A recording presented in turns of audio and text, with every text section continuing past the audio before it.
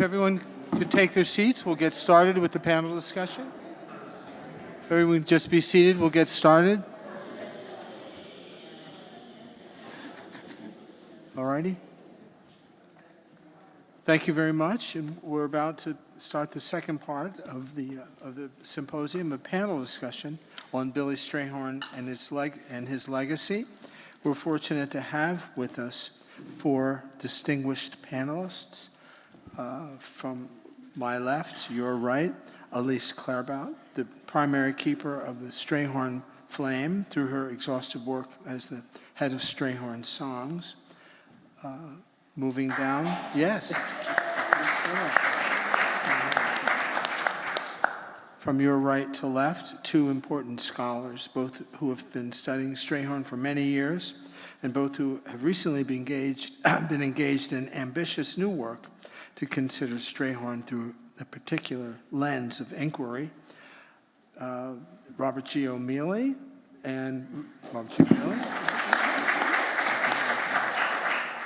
Dr. Robert G. O'Mealy and Dr. Lisa Barg.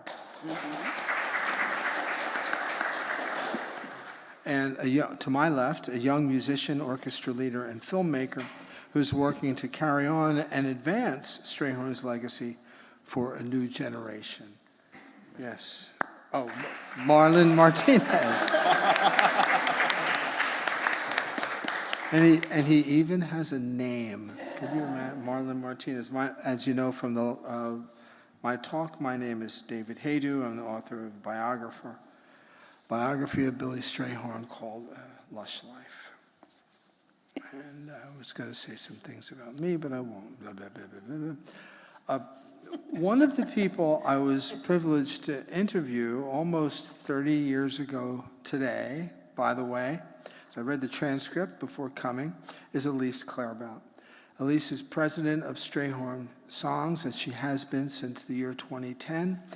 Alyce is a well-known jazz activist in the Chicago jazz scene, honored as the Jazz Person of the Year in 2011 for her work in jazz presentation and administration. This was an honor bestowed by the Chicago Tribune.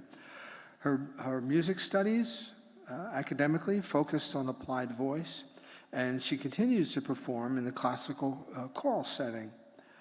Thanks so much for being here tonight, Alyce, and for all the work that you do all day, every day for you, the man you have the great privilege of calling your Uncle Bill. Yes. I feel is kind of uncle to us all. Could you tell us about your current work and the work you have planned for Strayhorn Songs, or anything else you'd like to talk about?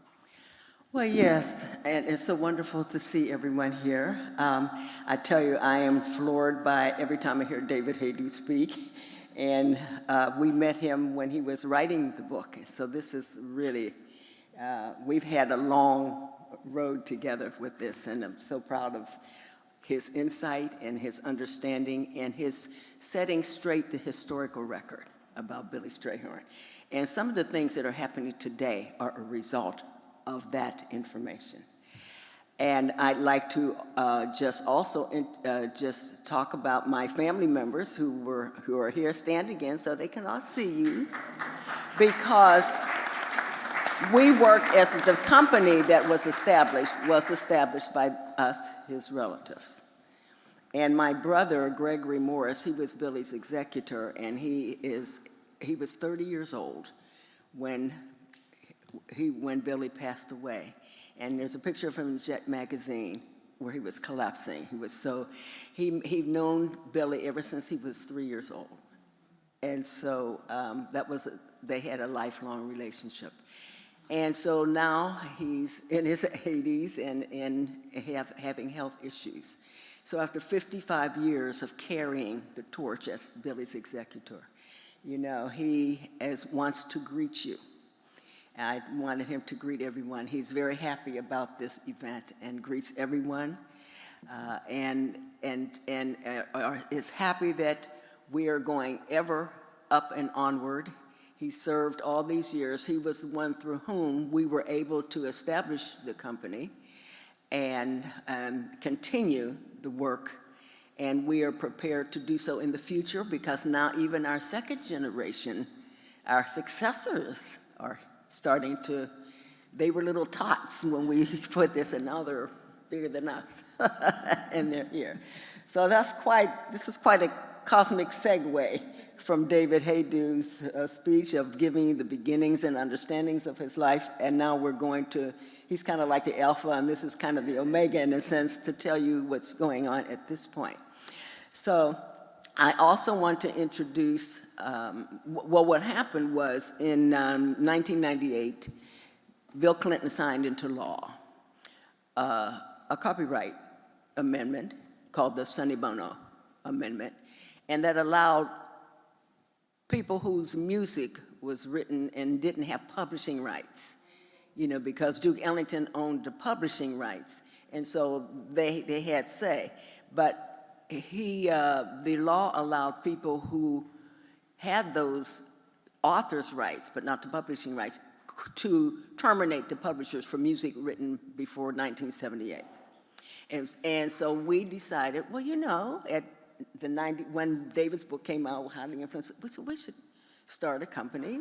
And so we went after those rights, and it was a landmark suit because the people who purchased the Ellington catalog didn't realize this law, and so it was a major federal lawsuit.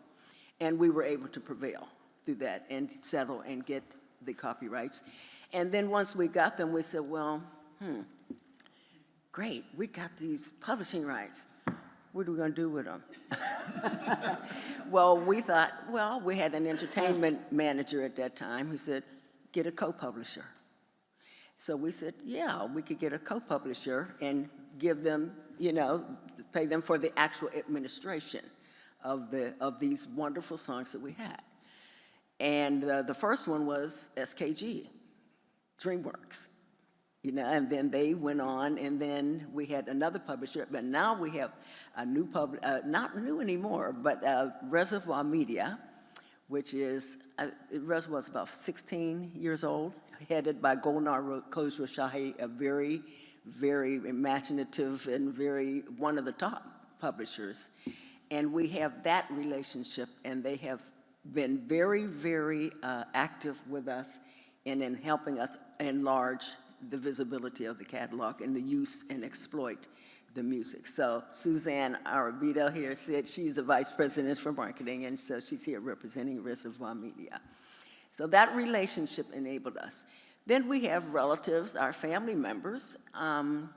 You know, we have some pretty distinguished relatives on our board, and each of us got together and we decided that we were going to recapture, manage, preserve, and perpetuate the legacy.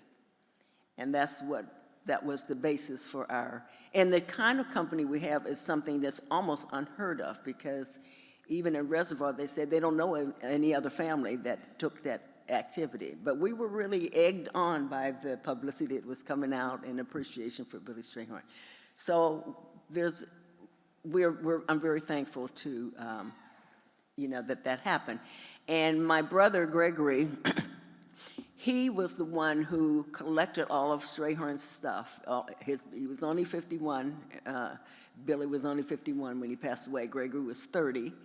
And so for 55 years, he organized and he got people to look at the music and to, you know, had scores developed and arranged and working with our co-publishers to do the, you know, business part. So now we're about 23 years old now, and we're still in business and still doing these things. So that's kind of the end of the story in a sense.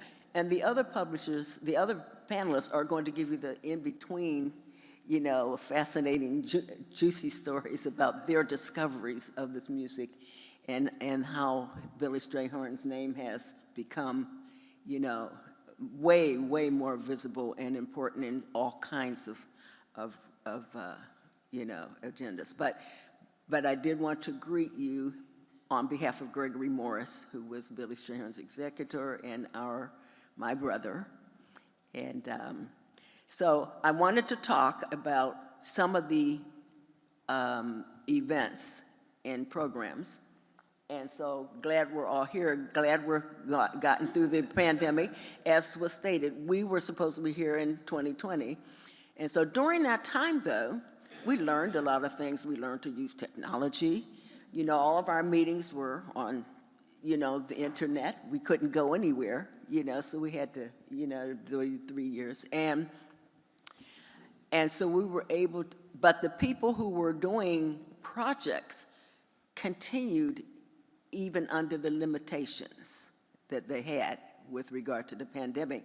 So now the pandemic is, people are out again, and we've got, whoosh, a lot of projects that are being born again that have been developed. And I'll start with, okay, the next, who's doing the slides here? Okay, the next slide.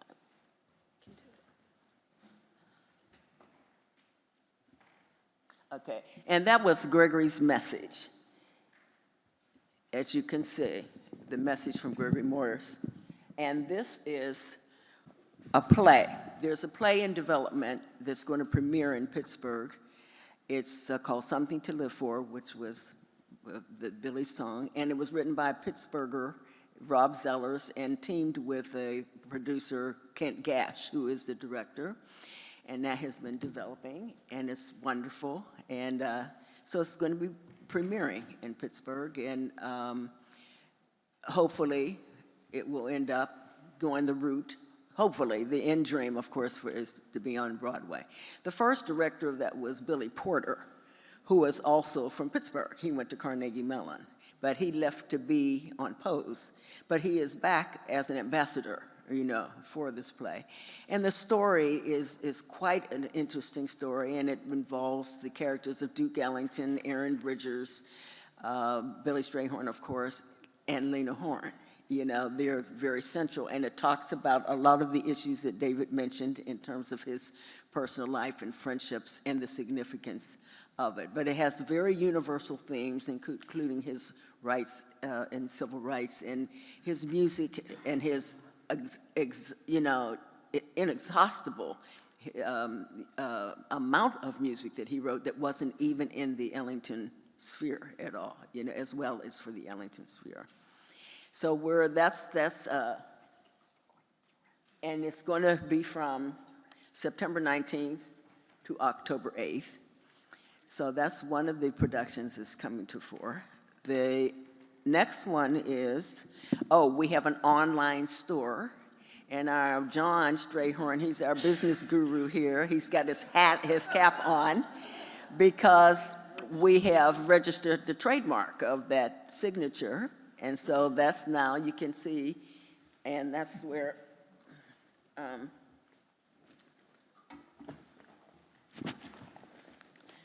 got my bag. Oh, right.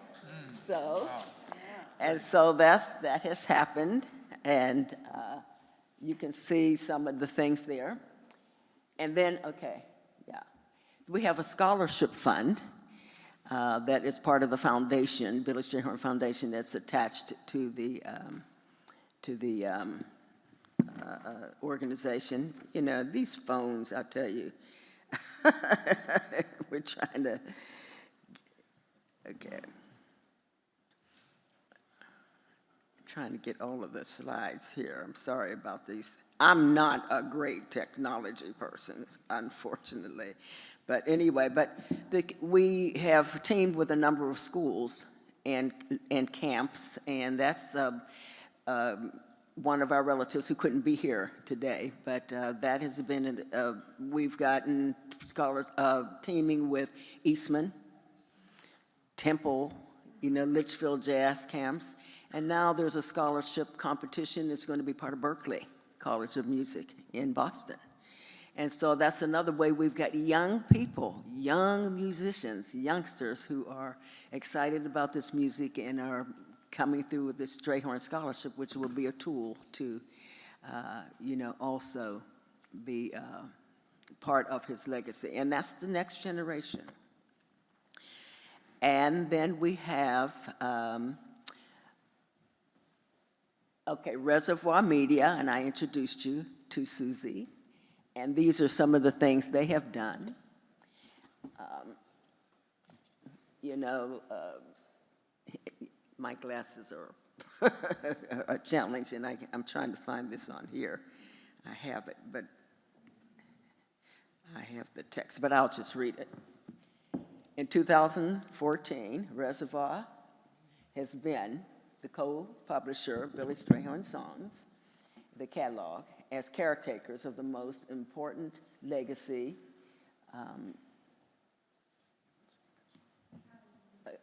a catalog in the history of music. So Reservoir acts to continue to bring in, exploiting it. So bringing in revenue, having it recorded, and opportunities for exploitation, while assuming that, you know, assuring that it will live on for generations. So they've done commissioning and of works. One of the things that they did was they commissioned Yo-Yo Ma to do an arrangement of Take the A Train, which he fused with Dvorak's Going Home. And he traveled with the Silk Road Ensemble to do that.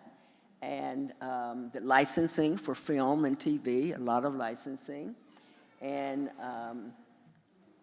they also were instrumental in having Billy Strayhorn become accepted into the Songwriters Hall, the American Songbook Hall of Fame, Michael Feinstein, you know, and he was inducted along with Sammy Kahn and Melissa Manchester, right? That was, you know, so that was something they did. So they have been a right arm for us in the business itself.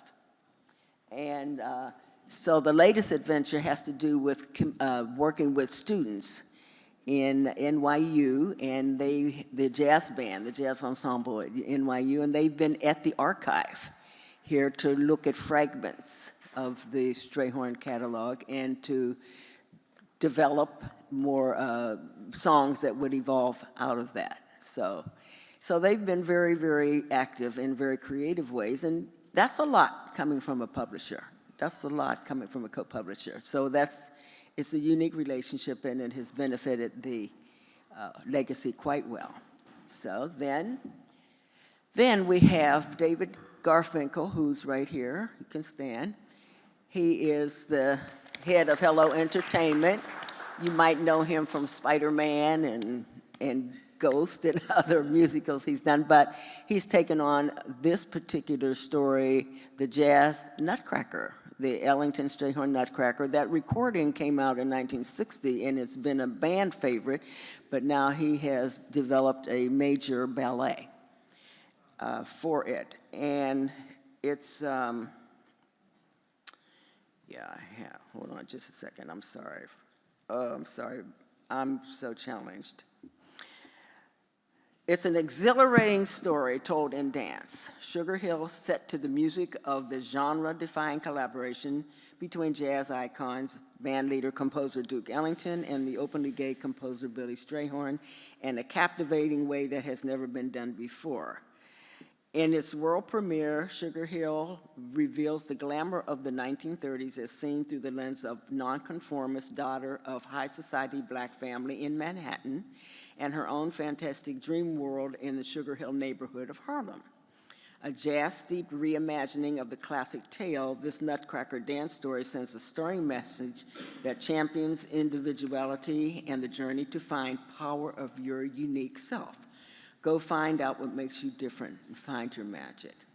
And the librettist was Jessica Swan, and the original production is going to be directed with choreography by Emmy Award-winning Tony Drama Desk and Outer Critics nominee Joshua Bagassi, who, by the way, also did the West Side Story for the Lyric Opera last month, very well-known choreographer, and Jade Hale Christophe. The show features a renowned creative team of dance superstars with additional choreography by Caleb Tyker and John Boogs, and dance consultation from Lifetime Achievement Tony Award winner Graciela Daniele and Kennedy Center honoree Carmen de la Vallada. And she's known mainly for her association with the Alan Ailey dance team. So the orchestrations and arrangements are by Grammy Award-winning John Clayton and three-time Tony Award nominee Larry Blank. So you see it's got a great creative team, and it will It's going to premiere in Pittsburgh in October at the Benedum Theater, because Pittsburgh now has a state-of-the-art theater called Broadway in Pittsburgh. And it's right in near the Golden Triangle of Pittsburgh. And in New York City, in the week of Thanksgiving, it's going to premiere in City Center, you know? So that, and then, it's coming to Chicago in December at the Auditorium Theater. So that's, I'm sorry. China. Oh, yes, and then after that, it's going international to China. I knew that that was in the works, so I was very careful to be, yes, but it's going to go overseas, and we're expecting it to be, it will be quite an amazing production of that work. So, and for the Auditorium Theater, it's especially helpful because they lost to Joffrey, which was a stable dance. You know, that Nutcracker is now part of lyric opera. So this comes to become a vested particular program have education programs for kids and so forth, and all kinds of family kind of gatherings. So you will hear more about that. So anyway, so these were just a few words just to tell you about this end of the Strayhorn legacy. And we did coin the phrase 21st century Strayhorn. And we did that because we did not want to try to relive the 20th century, you know, and Billy wouldn't have wanted that. You know, whatever happened in the 20th century, that's history. So we felt that we know that Billy Strayhorn can stand on his own 2 feet with his legacy, and he has. And then Walter Vanderloor, who was a researcher who came to the Smithsonian at first, he studied the scores, and he was the one who was instrumental in creating a book of all the explanations of the scores and the recordings of the new and newly discovered works. You know, so that was another thing my brother Gregory commissioned to happen, so that this legacy would continue. So anyway, with that, I think I've, you know, tried to fill you in on the fruit of all of this, and these wonderful scholars are going to give you great information, musical expertise. It's going to be very enriching. Very much, Alyce. So thank you so much. We will, thank you.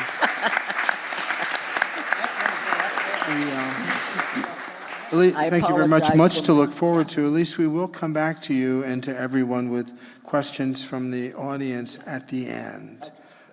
So now I'd like to introduce you to our next presenter, Dr. Robert G. O'Mealy. Bob, among other accomplishments, is responsible for my being late to half of my appointments at Columbia, where we both teach, because we bump into each other often on the street. And when we do, we end up standing there for an hour. This is true. This is not talking about Strayhorn or Ellington or Johnny Hodges or Ralph Ellison.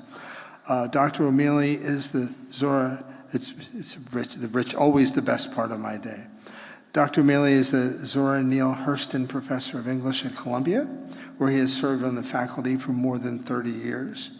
Director Emeritus of Columbia's Center for Jazz Studies, Bob is the author of multiple books, including Lady Day, The Many Faces of Billie Holiday, and Rosemary Bearden, A Black Odyssey, and editor of Living with Music. My phone is ringing. Living with Music, The Jazz Writings of Ralph Ellison.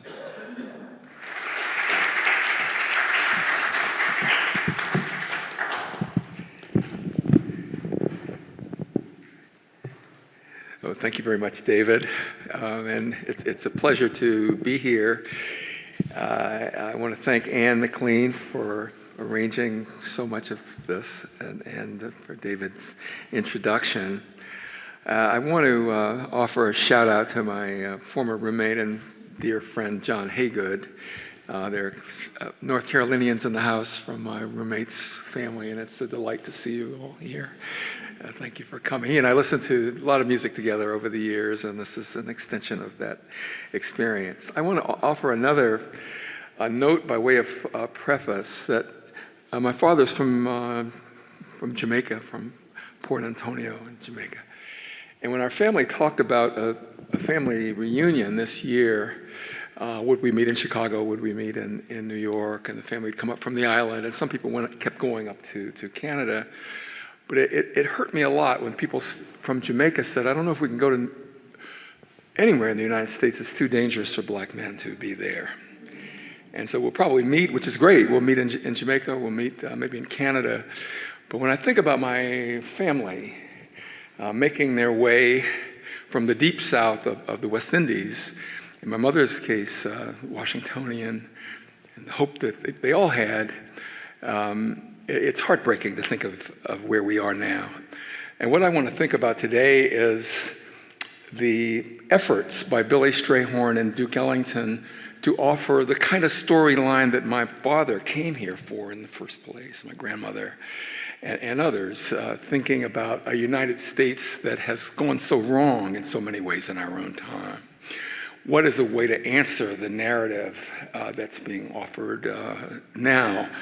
And when we think about the narrative that we had in 1956 and 57, which is the era I want to talk about, we had a bleak and exceptionally violent set of narratives that we lived by that was against the law for black and white people to marry one another.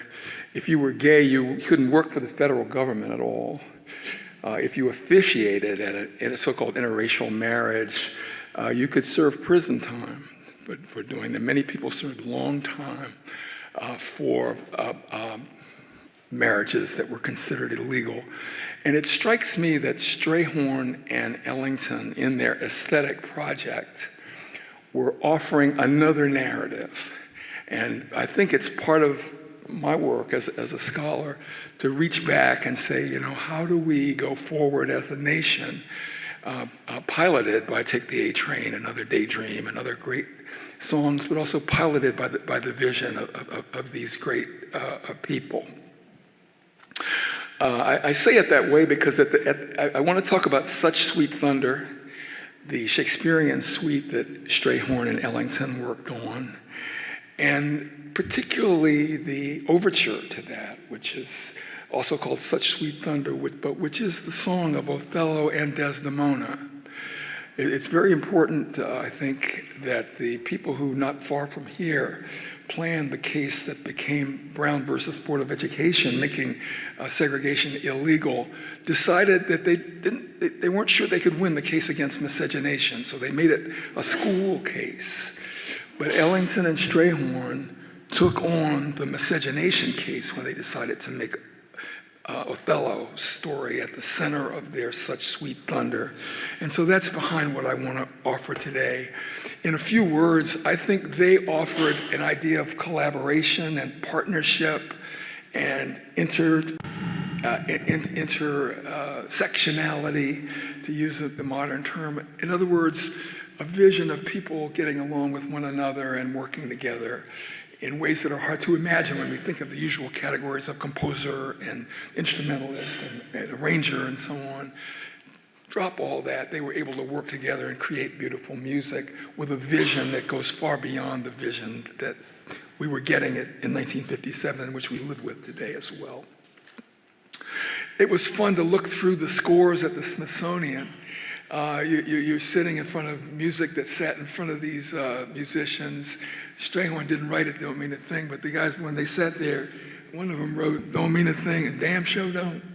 And they wrote on the music. If you look closely at the other one, it looks like the trombonist said, It don't mean a thing, it don't mean shit. You know, he wrote it. So there were funny things that happened all through those scores. If you look at the scores of Such Sweet Thunder, there's a story to be told as well. That overture was first called Cleo. So it's fascinating that the song of Othello was originally conceived as a woman's song, as Cleopatra's a song. And it's something that, as we'll hear more about, the Star-Crossed Lovers was first called Pretty Girl. So it was a song by a gay man for a man who was evidently heterosexual, Johnny Hodges, called Little Girl, or Pretty Girl. And then it became a 14-year-old girl's song of love for Juliet's song, Star-Crossed Lovers, again played by Johnny Hodges. Part of the vision of Duke and Ellington is that their players played many roles, and we had a multiple sense of identities. The Johnny Hodges could be many, many things in one person, according to this vision. Here's Clark Terry's score for part of Such Sweet Thunder. It was April 15th. He takes note that they started at 12 midnight and stopped at 3 a.m. for that rehearsal, and that it was Income Tax Day, April 15th.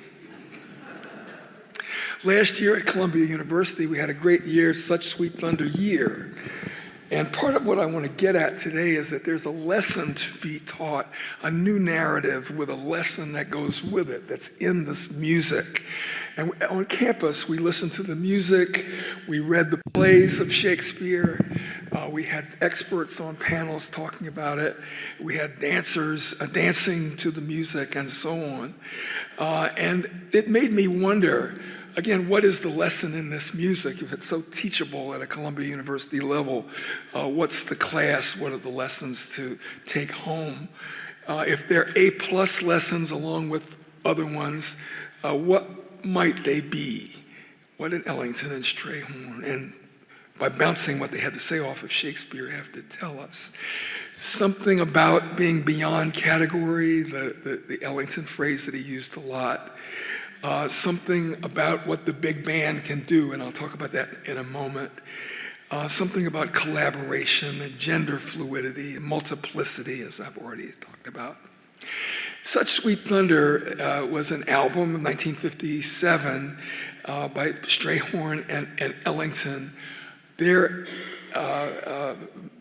concert music paralleling the music of the plays and sonnets of William Shakespeare.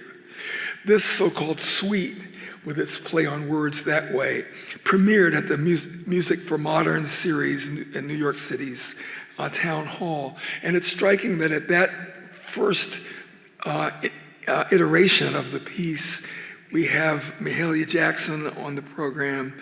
You had Dimitri Mitropoulos on the program, along with Virgil Thompson, Chico Hamilton. So right at the beginning, they're thinking of it as something more than just strictly speaking a jazz concert, and they were part of that. It was Strayhorn, pictured it right here, who had recently rejoined the band and wanted to tackle especially ambitious projects like this one and like the Nutcracker one that you've seen. Ellington liked to say that he was born in 1956 because that was the year of his big hit record at Newport that some people in the room know about, Ellington and Newport 56. But it was also at a time when Strayhorn had rejoined the band. And so that was part of the rebirth of Ellington and Strayhorn, coming back from a period when they weren't playing together. Both of them experienced a sort of renaissance. One of Strayhorn's band nicknames was Shakespeare. He liked to quote Shakespeare, and he would carry Shakespeare volumes around with him, and so that's part of the back story here. Hajdu tells us in his wonderful book that Strayhorn, who was quite a short guy, at one point goes to Showman's Bar in Harlem, and he puts the complete Shakespeare under his seat, and he looks eye to eye with a 6-foot-something guy and say, "Hey, you and I are about." It really builds you up to read Shakespeare, have Shakespeare under you. So there's a good sense of humor here. I think part of the story that we want to reclaim is one of joy as well as one of collaboration and serious business. Like Shakespeare, both of these artists worked with performers over a period of many years, casting them in many roles, and often, certainly Duke, performing alongside them at Strayhorn as well. You can say anything you want on a trombone, Duke told an interviewer, but you gotta be careful with words. Well, here you have both music and words, and the titles and the introductory notes that Ellington gave were all part of what we had here. And I'm sure when I say Ellington gave, that Strayhorn is advising him. Strayhorn was the real expert on Shakespeare. What were they trying to tell us in music and words? I worked on the Norton Anthology of Black Literature, and Skip Gates said, give me one shred of evidence and Shakespeare will be in the Black Literature Anthology. What is true is that there are lots of all-Black versions of Shakespeare now, and ways of looking not just at Othello and Cleopatra, where they're obvious Black characters, but they're versions of As You Like It and so on, as we think about contemporary work, or the contemporary moment in terms of what he had to offer. That's part of what they were doing too. How can we see ourselves in this work by Shakespeare? What did the Sweet Thunder tell us? As I mentioned, we did this project on Such Sweet Thunder last year. We were lucky to have Faddis do the concert at our theater. We were lucky to have Chris O'Feely, the artist, bring his Othello portraits to the gallery. We had actors, some of the most famous in the world, come and talk about their work with Othello in particular. And one of them said, I'll never do it again, because no matter what we do, there are audience members who say, if you marry a white girl, you're gonna kill her, or she's gonna die anyway. So he said there's no way to avoid that, especially with an American audience. So that was a sad moment. And the other one, by the way, said he wanted to play it every year. He played it 7 times, he wanted to play it 8, 9, 10. He said it was the greatest work in the English language. We had a panel starring David Hajdu and other all-star scholars and artists. Toni Morrison has a piece called Desdemona. I bet some people didn't know that. And she's looking again, she leaves Iago out. He said the boy had too much to say. And revises Othello from a woman's point of view. We had a panel with Brent Edwards and composers, and had a good time all year, a dance concert, as I mentioned.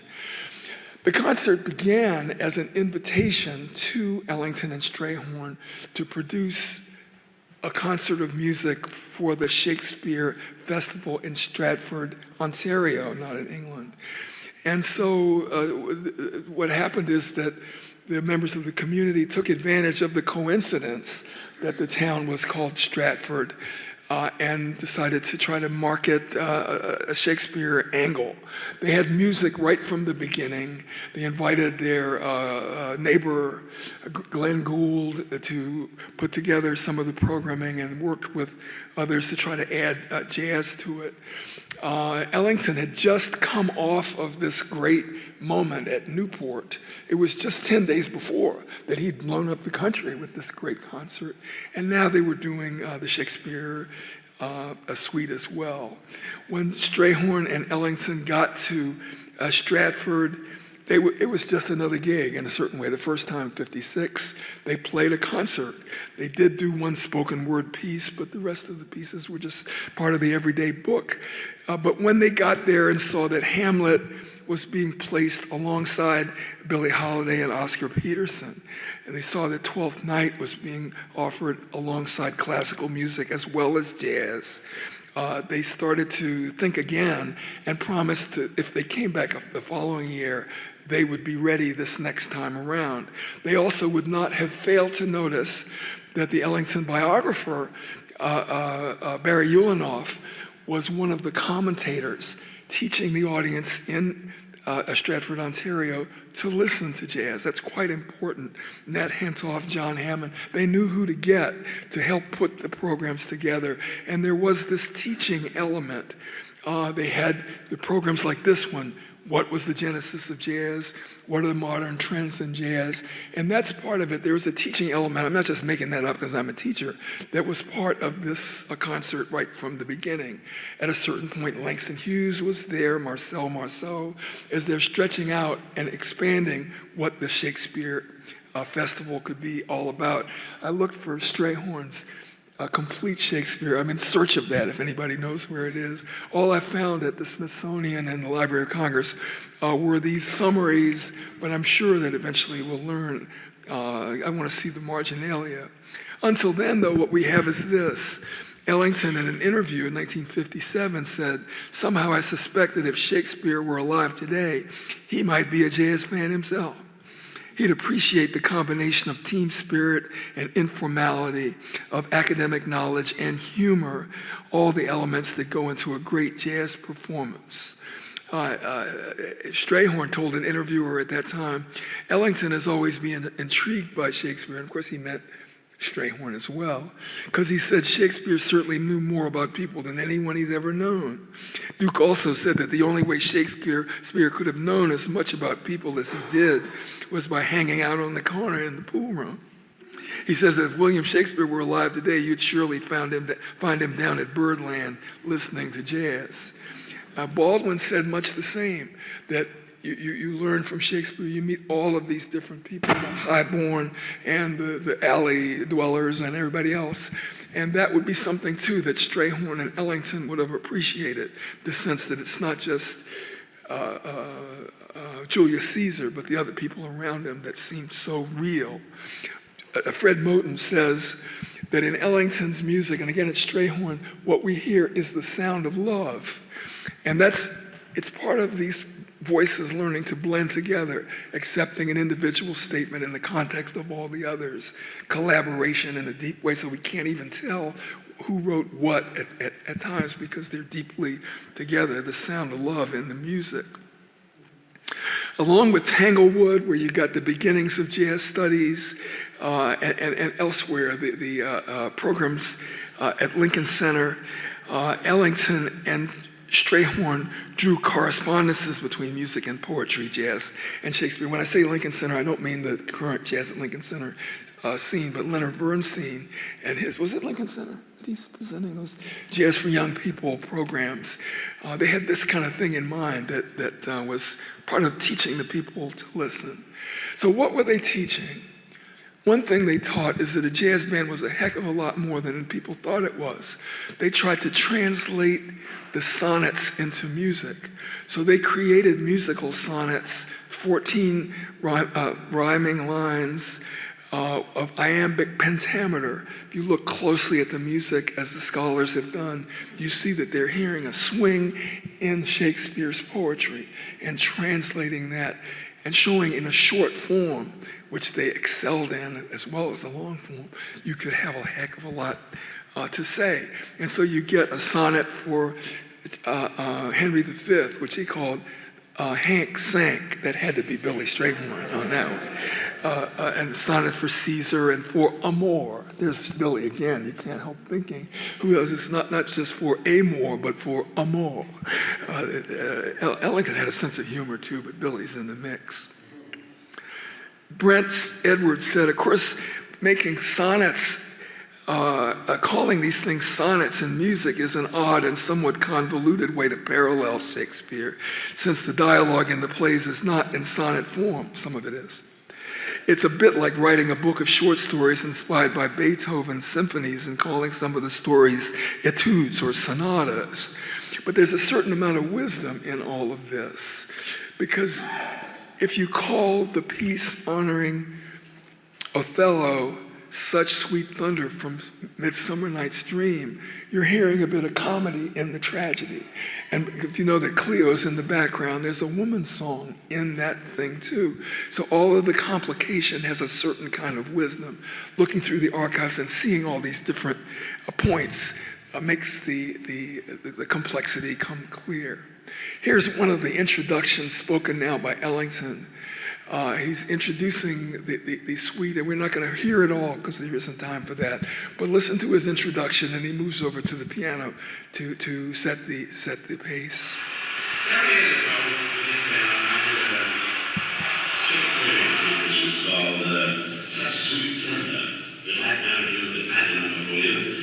second on Othello. He said that Othello made Desdemona such a sweet and swinging line of talk that she went about what was on there. Her father objected and tried to have the marriage annulled. And when they took the case to court by Duke Dennis, said that he was certain that had Othello said the same thing to his daughter, she would have gone for it too, because it was such sweet thunder.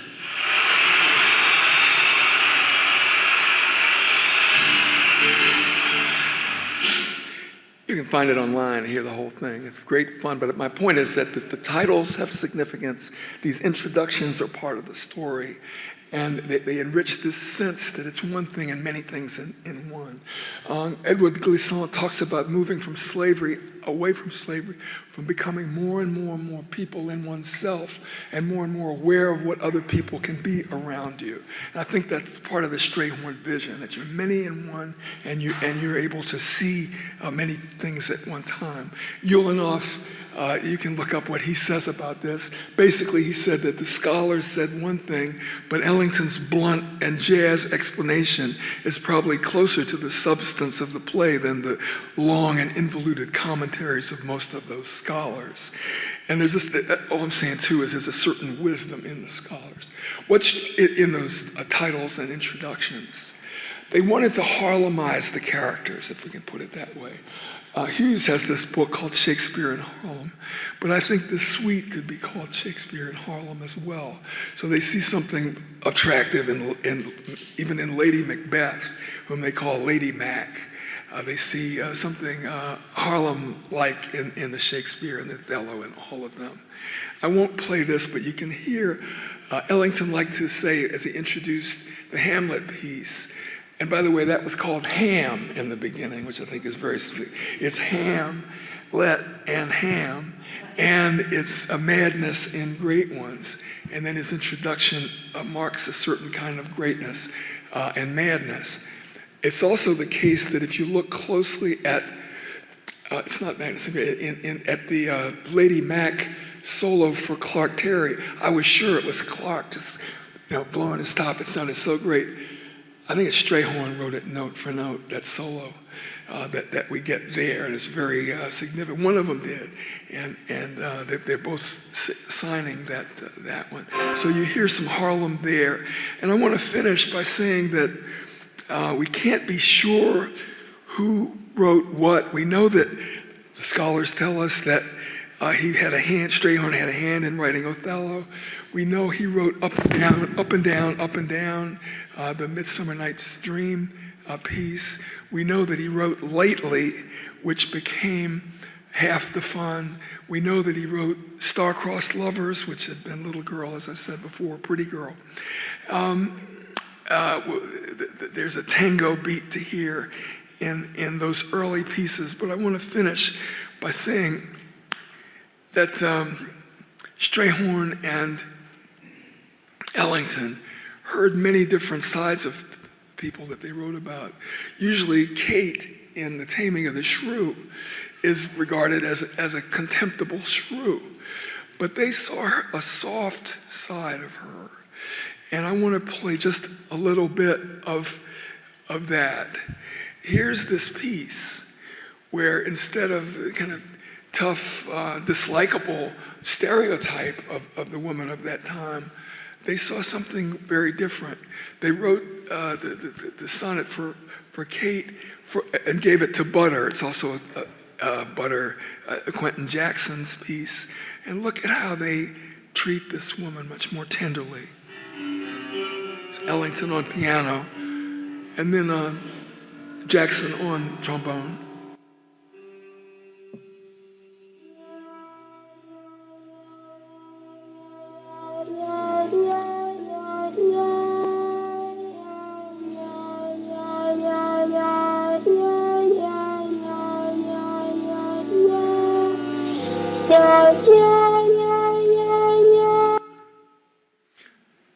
So you can hear all of that. I suggest you listen to that. Here's Courtney Bryan at Columbia playing it too. And this was quite significant for me to have a young woman composer now listening through Ellington and Strayhorn for this other vision of what Kate was all about.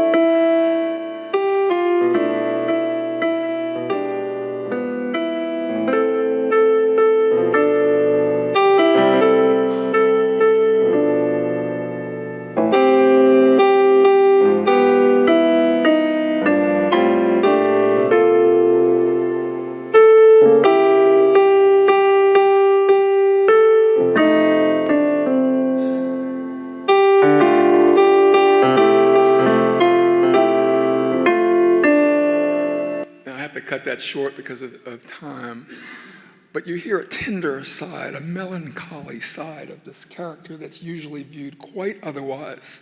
And I read a feminist view of the text here and of what it means to be a woman, what it means to be a citizen of the United States. Altogether, in these works, there's a celebration of working together, of collaboration in a deep way so that we couldn't tell exactly who wrote what. There's a willingness to share the composition with soloists and with ensembles. There's a big band, there's a small band. And part of what I mean when I say that there's a song of love here is that there's an insistence on a new narrative that reaches back and says, okay, for the people who are still trying to fight the Civil War and whatever it is, and the American exception, we have another vision that's much bigger than that, and it has to do with seeing many sides of one another and many sides of ourselves, and sharing that in a deep way that is the such sweetest thunder that there is. So thank you very much.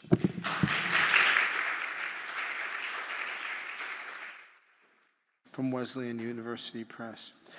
Lisa, we're very eager to hear more about this, and thank you for coming. Thank you. Thank you. Let's see. Got the rest of my title here. There we go. Good afternoon, and thank you, David, for that introduction. I also want to really offer a huge debt of gratitude and thanks to Alyce Claerbaut and Anne McLean and her whole team for their incredible work and vision in organizing this salute to Strayhorn. I'm really deeply honored to be a part, to witness this very important historic event and to participate in this panel. It is my privilege to have the opportunity to talk today about my forthcoming book on Billy Strayhorn. So for my contribution, I arranged a few excerpts from my book's introductory chapter. So I'll have an extended introduction followed by 2 contrasting sections and a very, very short conclusion, really a fade out. But as a preface, I want to also first acknowledge the tremendous debt my book owes to David's extraordinary biography and to the foundational work of any and all Strayhorn music scholarship, which is Walter Vandelor's book. Could we have a round of applause For Walter, yes.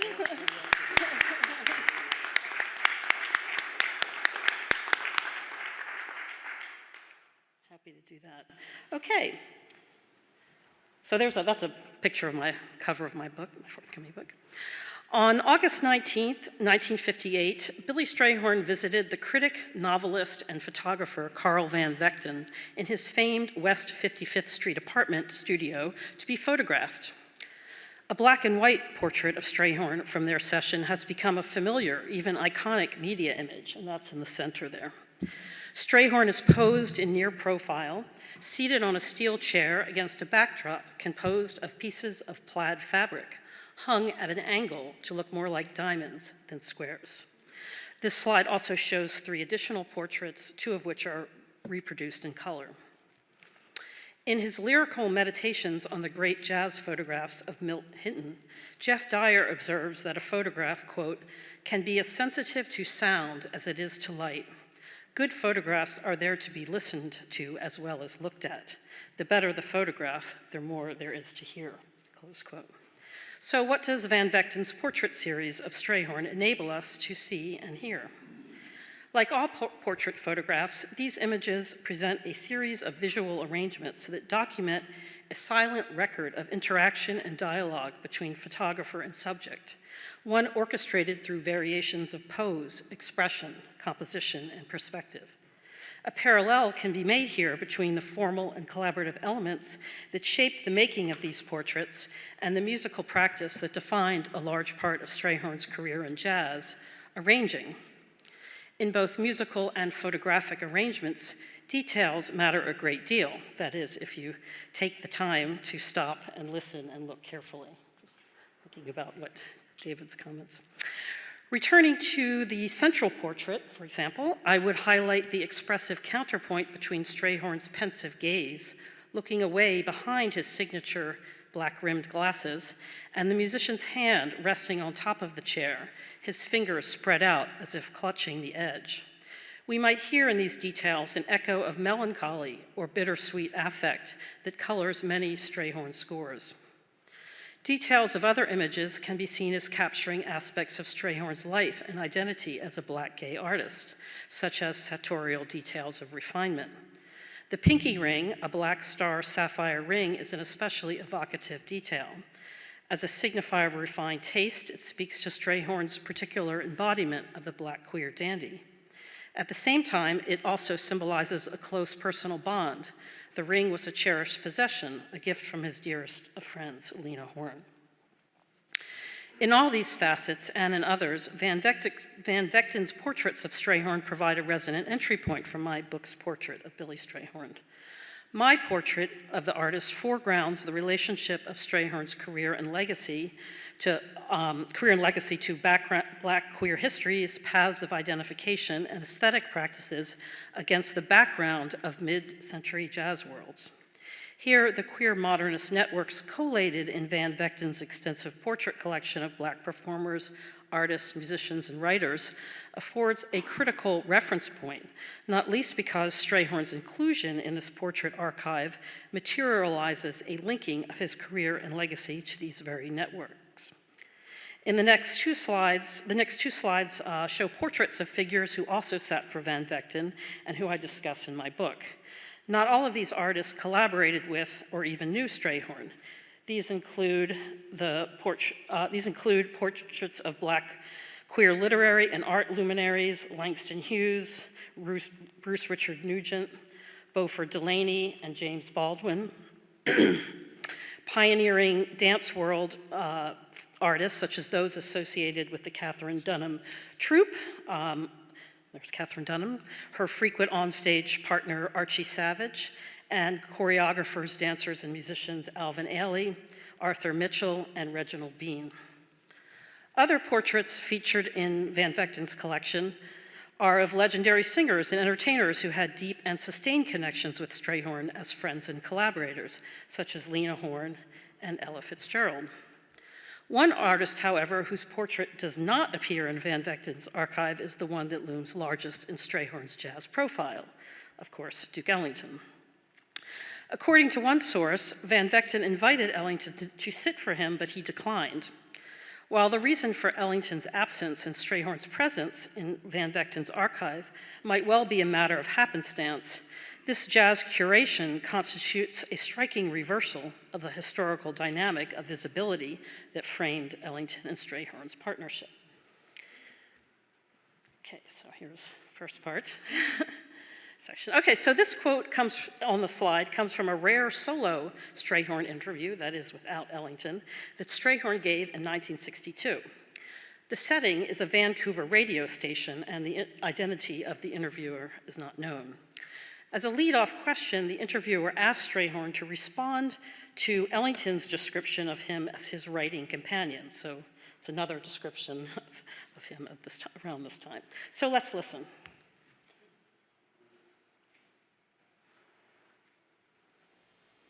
Billy Strayhorn, and has as his writing companion. That says a lot. Perhaps you'd like to comment on it, Mr. Strayhorn.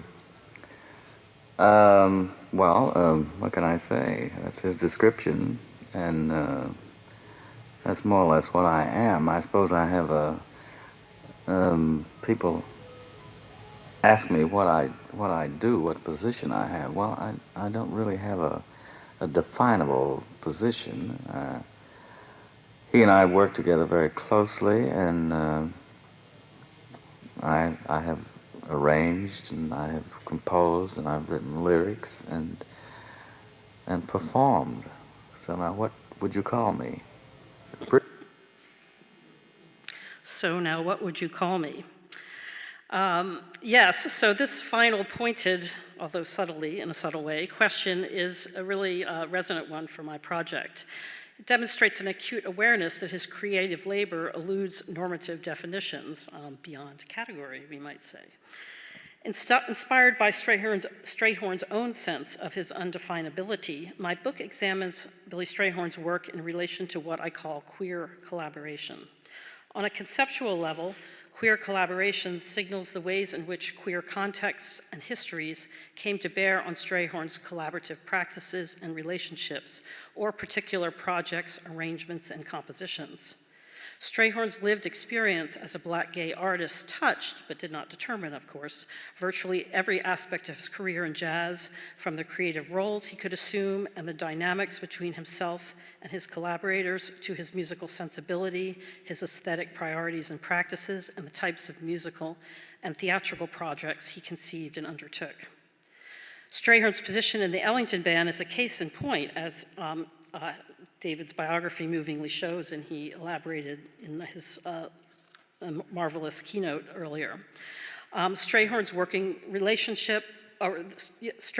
arrangement behind the scenes as Ellington's silent partner, along with his extraordinary courage, musical skills, and passion, enabled him to navigate, survive, and thrive in the tight spaces of possibility for an openly gay musician in mid-century American music. This arrangement then provided personal and artistic security, support, and possibility that is an inspiring and deeply collaborative creative forum, as well as a steady salary, albeit through a very informal Ellingtonian financial arrangement. Along with other artistic communities Strayhorn was involved with, and I'm thinking here of the tap dance fraternity, the Copacetics, his position with Ellington provided acceptance, respect, and belonging. In other words, alternative modes of family and community. Seeing all around the material. One of Strayhorn's earliest public statements on the art of arranging came in a 1942 column published in the periodical Music and Rhythm under the title, Billy Strayhorn's Arranging Hints. The hints that Strayhorn provided must have baffled his interlocutor. Adapting language from theoretical abstractions of time and space associated more with advanced physics and popular mysticism than jazz, Strayhorn explained, quote, arrangers and composers must see the piece on which they are working as a complete entity. They ought to use 4 or 5 dimensions and see all around the material, over, above, and under it, and on the sides too. The job then becomes one of transposing the physical picture into an integral and complete mental picture. While Strayhorn does not elaborate on 4th and 5th dimensional music theory, another of his 21st century futuristic moments here, the metaphor is a perfect description of his arranging concept and ethos, a multi-dimensional expressive practice that transposes the seen and unseen spatial and temporal dimensions of music into, quote, an integral and complete mental picture. Taking my cue from Strayhorn's advice to see all around the material, my book traces or arranges diverse narrative and analytical paths through the known and unknown dimensions of his career and works. To stretch the metaphorical comparison a bit further, the concept of queer collaboration I outlined above might be understood as a kind of transposing instrument, enabling multi-dimensional music and historical exploration. And I'm also reminded here of Bob's keywords of multiplicity and collaboration and how that resonates there with that. Okay, so A number of thematic threads link my chapters, chief among them the centrality of music theater in Strayhorn's career and creative imagination, which you've already heard a lot about today. Strayhorn's theatrical affinity can be traced back to his pre-Ellington projects, such as most notably the successful 1935 musical Fantastic Rhythm, for, as we've already heard, he wrote the entire book, including the wonderful song, My Little Brown Book. Strayhorn's contributions to Ellingtonia music theater works are more well known and include music composed and arranged for Jump for Joy, Beggar's Opera, and A Drum is a Woman. Much less known are his works created for non-Ellington music theater projects, and more on that in a moment. I'll get to that in a moment. Also vital to Strayhorn's repertoire of sonic theater are programmatic and choreographic intertexts, such as those that frame the Ellington Strayhorn suites, which we just had an incredible talk, Bob's talk on Such Sweet Thunder, and the stunning string of ballads he composed and arranged for Ellington's star soloist Johnny Hodges, which I discuss in the book's central interlude. The first part of my book explores Strayhorn's vocal arrangements and his collaborative relationships with singers. Chapter 1 revisits a defining professional moment early in Strayhorn's tenure with the Ellington Orchestra, his celebrated 1940 arrangement of the pop tune Flamingo for then Ellington staff singer Herb Jeffries, and I believe we will be able a chance to hear that in this evening's concert, that arrangement. My discussion of this arrangement traces a constellation of queer historical and aesthetic paths surrounding the work's production and dissemination across recorded and visual media, including there's a wonderful soundy, which was like a early music video of the performance of this arrangement in a studio. My discussion of this as an staff arranger for Ellington in the early 1940s, Strayhorn's vocal arranging assignments revolved around scoring charts for singers on the Ellington payroll, such as Jeffries. However, by the mid-1950s, the situation began to change significantly in ways that reflected not only the rising prestige of jazz in the era of the LP, but also changes in Strayhorn's professional status and personal life.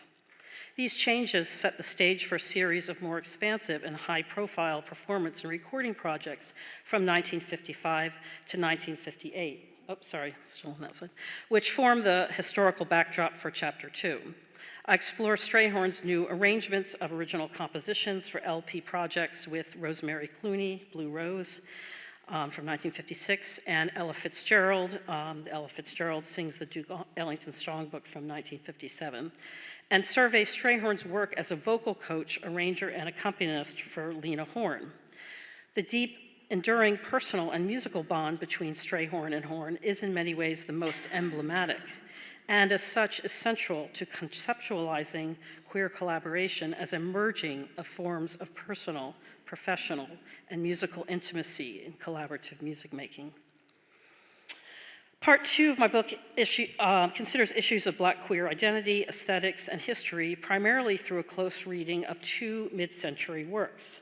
And here's the lesser-known non-Ellington piece that I focus on, which David mentioned in his talk, a set of 4 pieces that Billy Strayhorn composed for a 1953 all-black cast experimental off-Broadway theater production of Federico Garcia Lorca's The Love of Don Perlimplin for Belisa in Their Garden.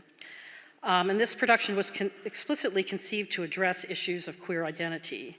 The other piece that I look at very closely is his contributions to the adaptation of Tchaikovsky's Nutcracker Suite from 1960. These works, as well as other related works that I discuss, like Such Sweet Thunder, engage themes and topics that have strong queer historical affiliations, such as failed or impossible love, stylized exotica, and other liminal spheres of identification. I'm also interested in how these mid-century works enact instances of a queer transnational encounter, not least because these 2 pieces, the Lorca piece and the Tchaikovsky piece, involve spectral queer collaborators. Just months following the release of the Nutcracker Suite in October of 1960, Strayhorn set off for an extended trip to his beloved city of Paris. The City of Lights looms large in Strayhorn's career and creative imagination, from his early classic, Lush Life, with its lyrical tribute to the restorative powers of a week in Paris, to the French modernist sound and sensibility that accent many compositions and arrangements. As recounted in Hajdu's biography, Strayhorn's first trip to Paris in 1950 included a visit with Aaron Bridgers, his former longtime partner and pianist, where he spent many evenings in the vibrant, gay-friendly jazz bar, the Mars Club, and that's where Bridgers worked as a staff pianist. The admiration, queer communal support, and cosmopolitan cultural energy of Strayhorn's first Parisian experience was, by all accounts, transformative. Yet in many ways, it was his last extended visit that counts as his most productive. By the time Strayhorn returned to New York in mid-March of 1961, he had participated in no fewer than 5 collaborative projects. I focus on 2 of these, his film score for Paris Blues, and his first and only solo commercial recording, The Peaceful Side. And yes, so there you see that on the slide. A bit of background on The Peaceful Side. This unusual LP project took place during a single overnight session with Strayhorn at the piano, playing arrangements of his favorite original compositions accompanied on the bass by Michel Goudret, a string quartet, and a vocal choir. Led by the French jazz vocaliste specialist Mimi Perrin and several members of her vocal jazz group, Les Double Six. According to producer Alan Douglas, Strayhorn conceived the album, quote, as something very introspective. He wanted to create an atmosphere and a mood and a place that was just quiet and alone, but still complex, intelligent, and mysterious, close quote. My analysis of The Peaceful Side looks at the interaction of personal, social, musical, and technological elements, and how Strayhorn's concept and performance engaged trends in the production of modern jazz during that period. And then I focus especially on Strayhorn's arrangement for Lush Life, which is the first, opens the album, and the manuscript for that, you see here, the manuscript that's in the Strayhorn collection, which is a real treasure of the collection that really invites really close looking and rewards that. So a concluding thought, as a feminist jazz scholar, my broader aim with this book is to open up a space for understanding Strayhorn, whose creative work as versatility and genius pushes against the grain of canonical constructions of the category of jazz, and therefore demands a more capacious historical jazz frame. By looking at mid-centuries jazz through the instruments of Strayhorn's queer arrangements, we can see and hear jazz history and collaboration differently. Thank you.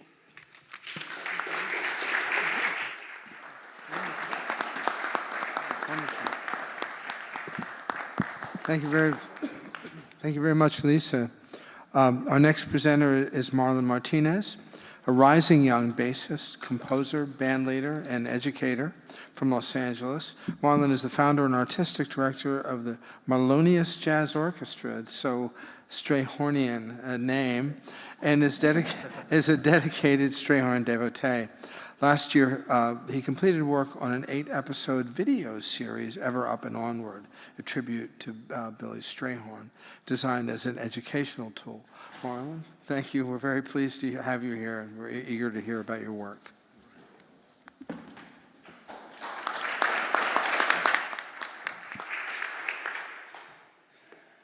Thank you very much, David.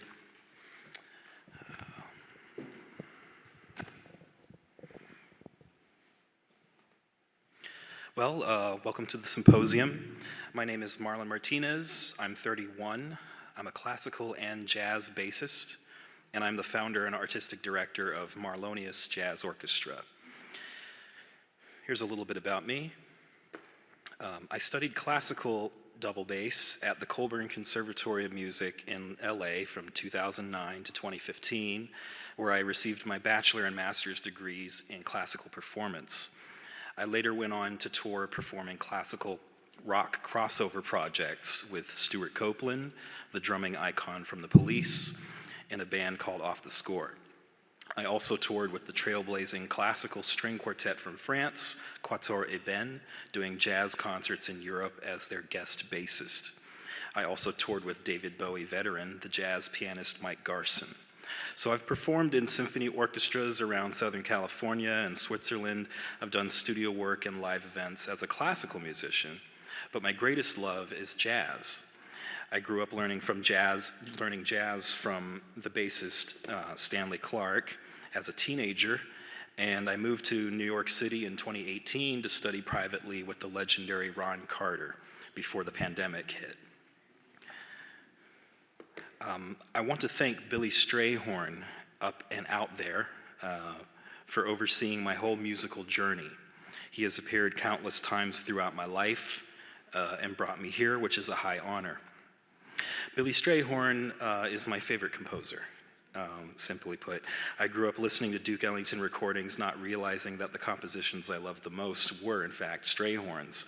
I have a long list of compositions of Strayhorn's music that I love, but just here's a few selections. I love Lush Life, Something to Live For, A-Train, Upper Manhattan Medical Group, Chelsea Bridge, After All, Overture to a Jam Session, Isfahan, Pretty Girl, Multicolored Blue, the list goes on and on and on. And I grew up listening to this stuff a lot more than I did listen to more contemporary and popular music today. I was always listening to Strayhorn's music.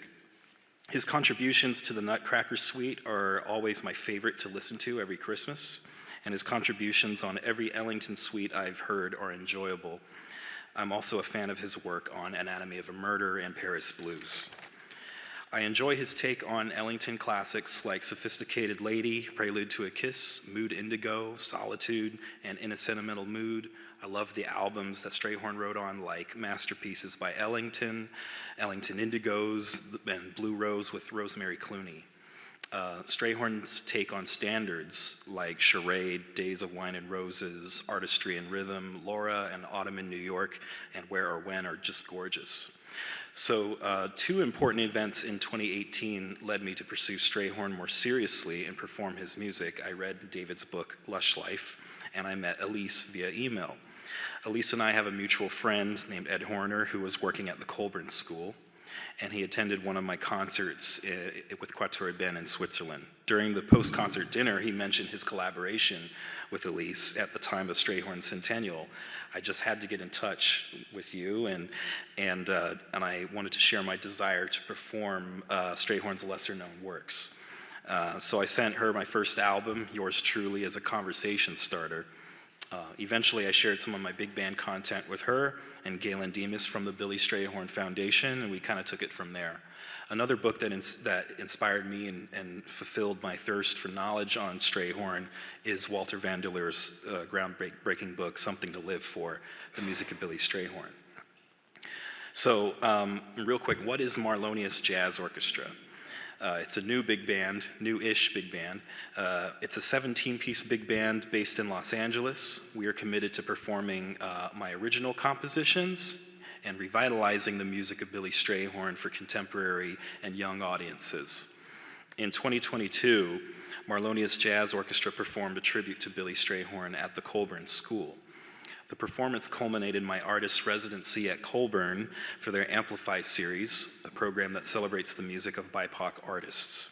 My residency focused on the life and music of Strayhorn, including the release of my video series, Ever Up and Onward, a tribute to Billy Strayhorn. My big band has recorded an album's worth of Strayhorn compositions and orchestrations at Colburn for a future release. Some are classics in the jazz canon, others are special gems that haven't been performed in years or even decades.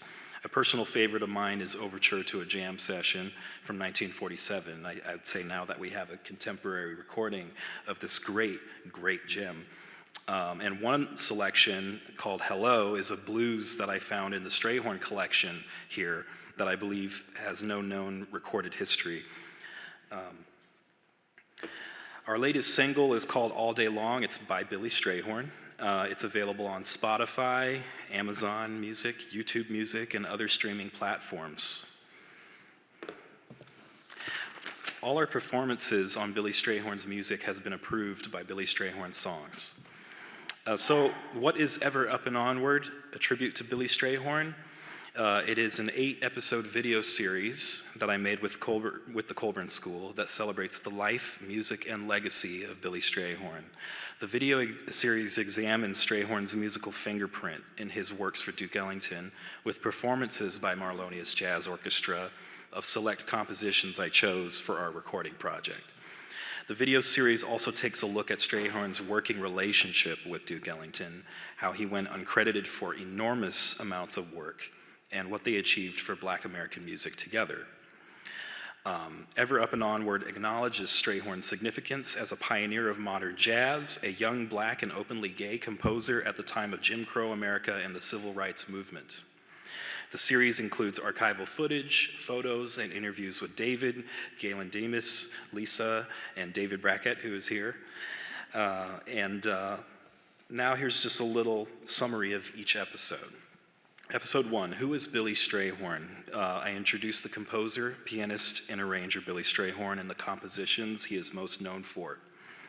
Strayhorn wrote music advocating social justice, both for musical theater and Hollywood films.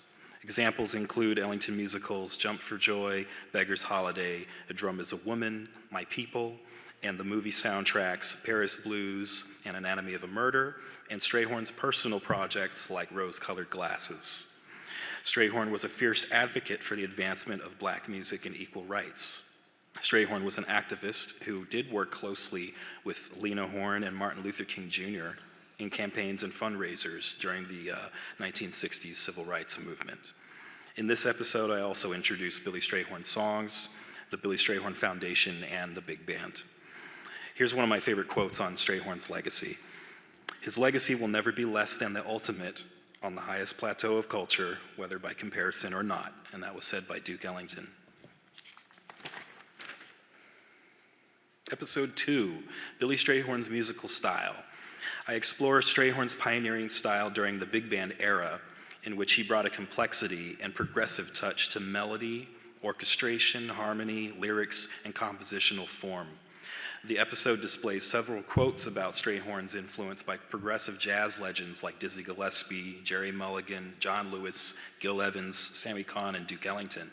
We also include audio excerpts from Strayhorn and Lady Gaga's versions of Lush Life. Pianist John Lewis once said that Billy Strayhorn's arrangement of Flamingo had nothing to do with what had gone on in jazz at all before. It sounded as if Stravinsky were a jazz musician.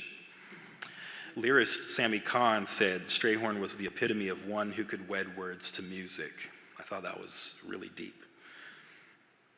Episode 3, I begin to explore signature techniques of Billy Strayhorn's music that is distinctly separate from Duke Ellington's style. We feature quotes from Dr. Walter Vanderleer's book, Something to Live For, The Music of Billy Strayhorn, and quotes by Strayhorn discussing his compositional style with audio examples. In 1965, Strayhorn expressed his independence from Duke Ellington's writing style.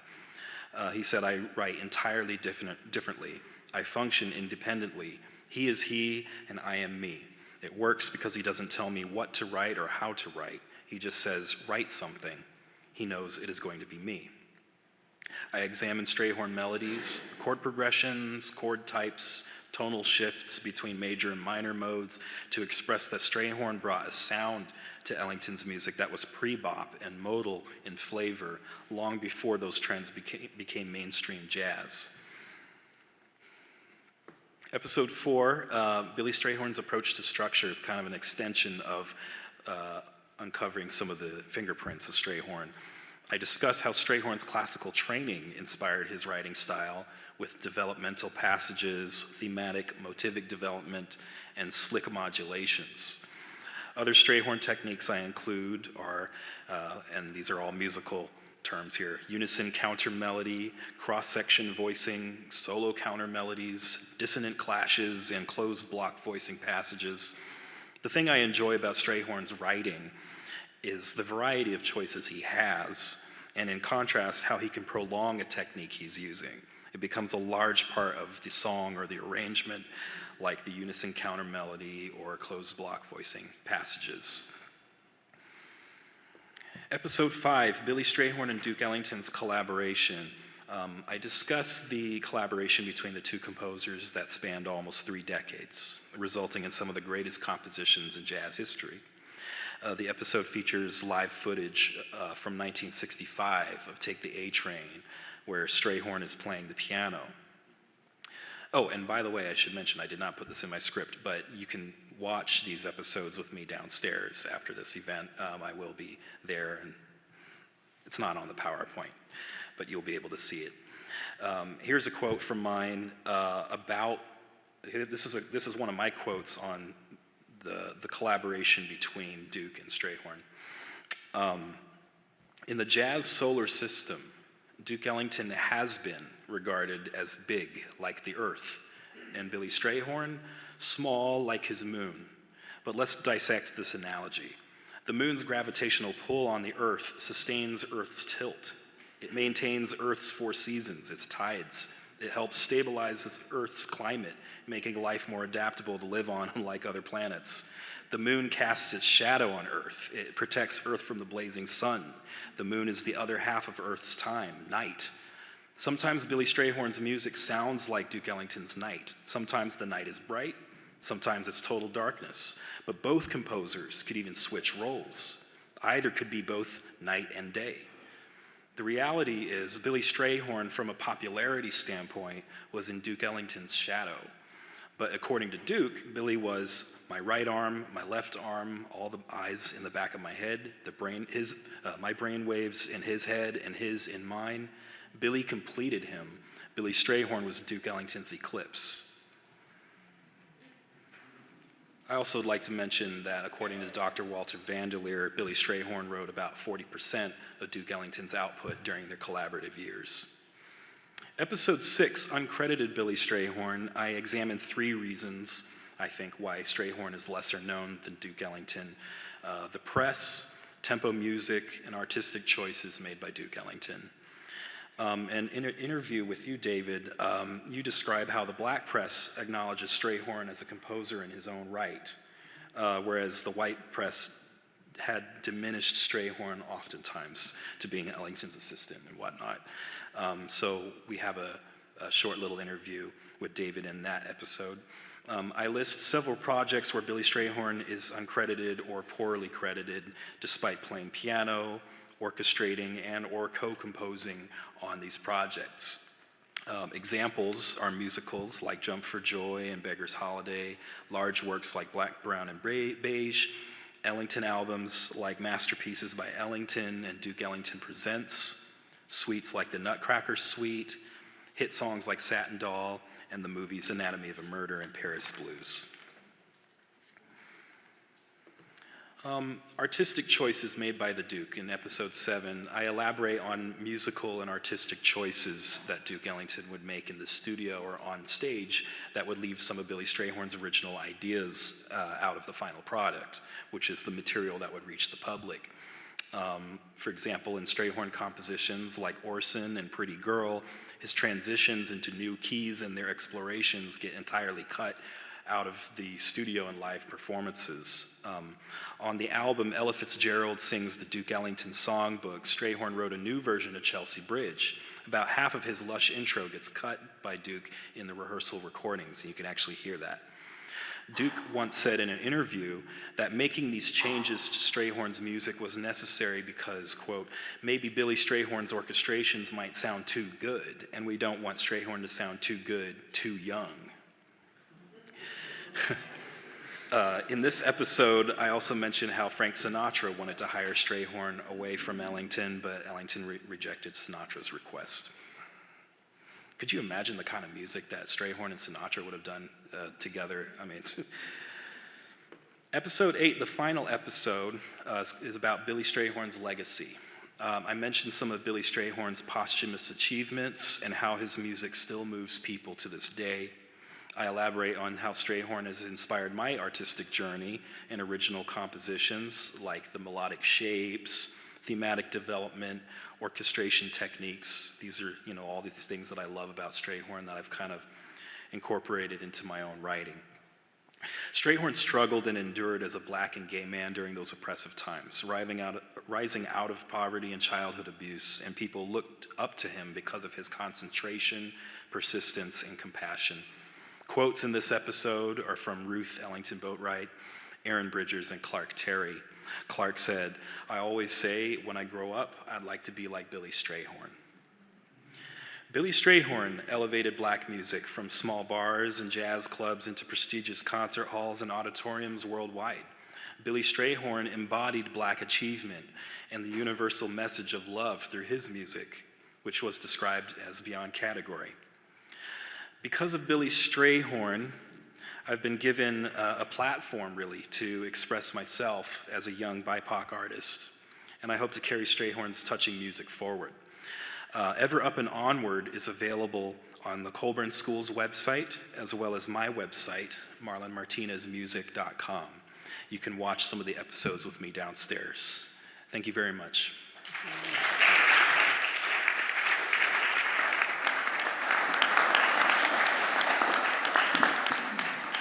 All righty. Well, we're running a little long, but we do have time for some questions, probably 10 or 15 minutes for questions from the audience.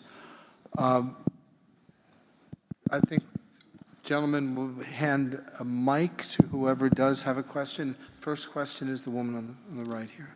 If we know young artists who love jazz and would like to get to know Billy Strayhorn's work better, and who live in this area, what would you say is the best way to access the archive or to get copies of music or things like that?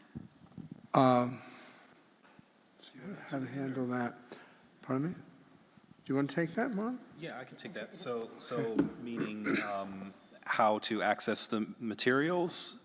Well, researchers can go to the Billy Strayhorn manuscript and estate papers collection here at the Library of Congress to do research, and I think any other kind of decisions, what they want to do, what they wish to do with the music, they should probably proceed with Alyce on those matters.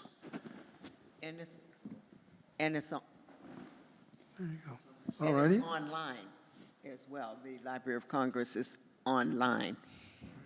And we get requests from people who are interested in going to the archive, because you don't have to have permission to go to the archive, but you do have to get permission to copy anything from the archive. And we have written those kinds of contracts that have been very fruitful. So that's one way to really research it. And as I said before, our co-publisher, Susie, who's here, she went to the archive and on a project for NYU, the students, and they were able to obtain these fragments and look at them. And did you want to say something about that? Okay, but that's an example of a very fruitful project that had, coming from the from the archive. Bob, did you want to add a comment? I would say it's important to see the archive, but with students, I find you got to hook them, get them interested, because they never heard of Billy Strayhorn. If you play them, Yeah. and his mother called him Bill, Yeah. the Ellington and a tribute to Strayhorn certainly after his death, or certain other pieces that you've just heard about, the Nutcracker. One of the first things I ever heard was a record called Ellington Indigos, and I thought it was all Ellington. Strayhorn's all through there. And if they hear that, you'll get their attention. And also, we have 2 productions that are coming out this year, too, and I think those are going to spread the word as well, and, that would be one way of actually hearing that music in a context. And one of them, as I told you, is the Nutcracker Suite in a full-scale ballet that will, so that's also happening as well, to get the music out to the Marlon. youngsters.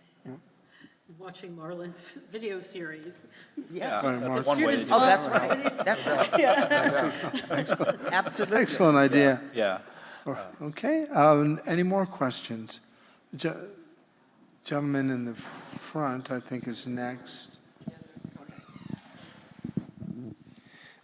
So I'd like to ask You know, Mr. Martinez, I think it's really good that you've done the analytical work, and this is really an essential component of explaining what it was he did.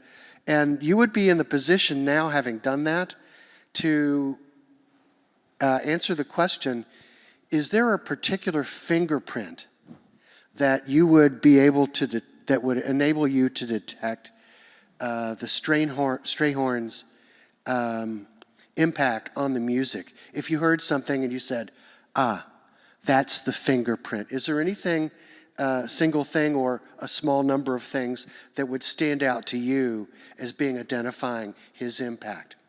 Yes, I would say there's a number of things, but for a couple of examples, there are these. First of all, his melodies, the shape of his melodies and the length of his melodies, they're often long, and the melody notes often sit on really colorful notes that are, in jazz language, we call those chord extensions or extended tones, these kind of hip notes that are a little more modern in their sound, their flavor.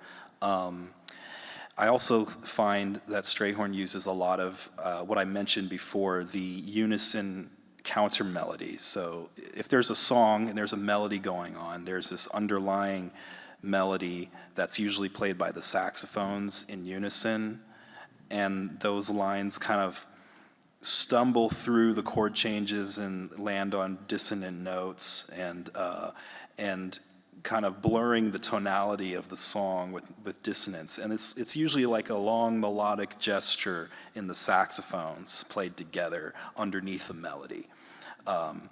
And I feel like that is a very strong Strayhorn fingerprint. And lastly, I think I've noticed in my studies, I know Duke did this a lot too, but I see it a lot with Strayhorn's music, but there's a thing that we call closed block voicing. Pianists use that terminology, and arrangers, orchestrators use that terminology. It's a small group of, it's like a 4-note chord that moves melodically and maintains its 4-note grouping through a melody. And it's usually doubled and kind of thickened in the ensemble. Strayhorn uses that technique a lot. A lot of the time he'll start out with the tune, the theme that he's writing, then he'll go into the bridge maybe, and then he'll depart and write for the saxophones, or he'll go with this closed block voicing sound and take that a while. A good example of this would be Isfahan. After Johnny Hodges plays, then this beautiful melody in the ensemble comes in. It goes ba da da da dee da da da da, and then Hodges starts to ad lib on top. That's the closed block voicing sound, and he does that on so many pieces. And I feel like that's definitive Strayhorn, if you ask me. I could add a couple of thoughts. One is that Strayhorn said that he was baffled when people said that he sounded like Duke, because he said, I sound nothing like Duke. And the reason for the confusion is that both of their names are on so many compositions that Strayhorn really wrote. So, you know, we hear Daydream and it has the two names on it. So well, who wrote what? But once you understand that that's a Billy Strayhorn song, his sound becomes very clear. I sat down at the piano with Marion McPartlin when I was doing my research, and she said, I'm going to play Daydream for you, and you stop me when you hear Duke Ellington.